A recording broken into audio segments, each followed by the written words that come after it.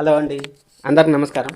నా పేరు కిరణ్. ఇప్పుడు మనం మాట్లాడుతున్నాం బ్రహ్మముడి సీరియల్ ఎపిసోడ్ రివ్యూ. ఈరోజు సీరియల్ ఎలా ఉందంటే ఏమంతా హై లేదు, అంత లో లేదు, మీడియంగా ఉంది. అలాగే నేను నిన్నే ఆల్రెడీ మీకు చెప్పాను.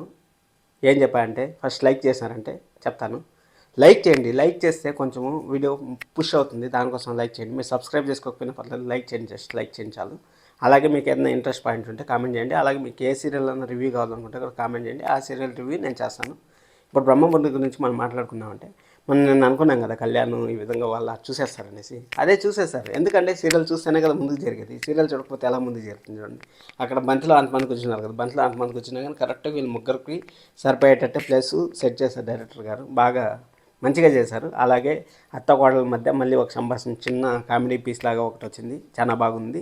అలాగే అక్కడ ఆఫీస్ నుంచి ఫోన్ వచ్చింది. ఆఫీస్ నుంచి ఫోన్ వస్తే కావ్య గారు మాత్రం చాలా కొంచెం టాలెంట్ యూస్ చేశారు. కొంచెం చాలా టాలెంట్ యూస్ చేశారు. ఏం టాలెంట్ యూస్ చేశారు అంటే అక్కడ నాకు ఫోన్ చేస్తూ ఉంటారు ఎందుకు, రాజుగారికి కదా ఫోన్ చేయాల్సింది అనేసి చాలా ఇంటెలిజెంట్గా యూస్ చేశారు. అబ్బా నిజం చెప్తాను, చాలా ఇంటెలిజెంట్గా యూస్ చేశారు.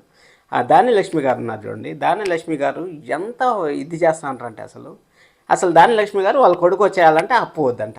ఎక్కడ న్యాయం అండి ఇది? అసలు ఏం చేస్తా అంటారు అసలు? మళ్ళీ వచ్చినాక సరే అనేసి రాజు మన అప్పుని కళ్యాణ్ని ఒప్పించి తీసుకొచ్చాడు. అప్పుని కళ్యాణ్ని ఒప్పించి తీసుకొచ్చిన తర్వాత అక్కడ ఏం చెప్తానంటే, నువ్వు తినే తిండి లేకుండా మళ్ళీ ఇక్కడ బంతి భోజనాలకు వచ్చినావా అనేసి అంటావు. వాళ్ళు బర్త్డే చేసుకుంటా మీరు తినుకుంటా ఉంటే వాళ్ళు అప్పుడు కళ్యాణ్ మాత్రం ఒక మాట అన్నాడు, చాలా నచ్చింది నాకు అసలు. ఈ సంవత్సరం నేను తినే తిండి లేకపోవచ్చు, రేపు సంవత్సరము నా చేతి నుంచి నేను అన్నదానం చేసే కార్యక్రమం ఉంటుంది అనేసి మాత్రం నెక్స్ట్ లెవెల్ అబ్బా. డైలాగ్ మాత్రం ఎక్కడ కొట్టాలో అక్కడ కొట్టాలనిపించింది నాకు. ఎందుకంటే ఎవరిని కానీ తక్కువ అంచనా వేయకూడదు మనం, ఎవరిని కానీ.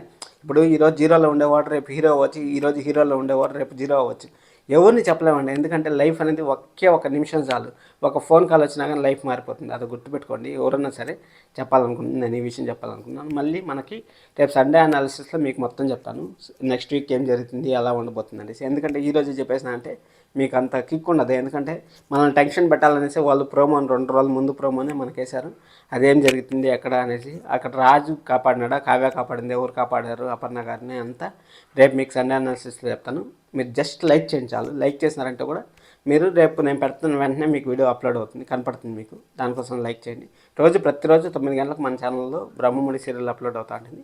అలాగే ఏదైనా ప్రోగ్రామ్స్, టీఆర్పీ రేటింగ్స్, వాటికి సంబంధించి అన్ని వీడియోలు వస్తూ ఉంటాయి. ఇంతే నేను చెప్పాలనుకుంది. Thank you so much. This is Kiran. Bye by.